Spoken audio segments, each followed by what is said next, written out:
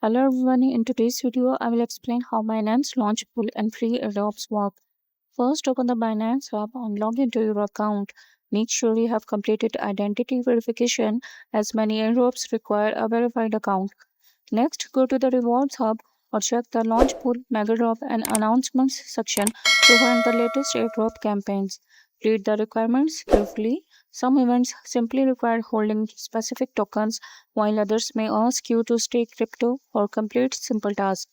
Once you meet the requirements, your rewards are distributed automatically to your Binance wallet after the campaign ends.